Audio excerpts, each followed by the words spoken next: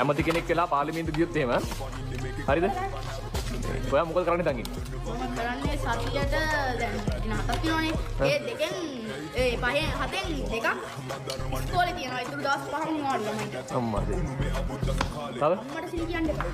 මෙහෙම වෙන්නේ. ඒක ඇල්ලලා පැය දැන් 7ක් 8ක් තියෙනවානේ ඉස්කෝලේ. පැය 6 තියෙන්නේ. දැන් අපි මම මේ අමාත්‍ය ධුරයටපත් උනේ දැන් දවස් කිහිපයක් ඉදනේ. අම්මාද පත් වෙලා ඉන්නද? පත් උන්නේ නැහැ තාම. පත් වෙනවා ඉදිරියට කොහොමද කරලා. කොහොමද කරලා පත් වෙන එක පත් වෙනවා. පැය දෙකයි ඉස්කෝලේ තියන්නේ උපරිම. ඒකෙනුත් ඉන්ටර්වල් එකට පැයක් අයින් කරනවා. පැය දෙකෙන් ඉන්ටර්වල් එකක් පැයයි. ඔව්. ඒ ළමයින්ගේ මානසික තත්ත්වෙ පිට වැඩේට දෙන්නෙම නැහැ. හොඳට ළමයින් උගන්වලා ඉංජිනේරුවෝ කරන්නේ, ඩොක්ටර්ලා කරන්නේ, ගෑනුවෝ නර්ස්ලා කරන්නේ. දැන්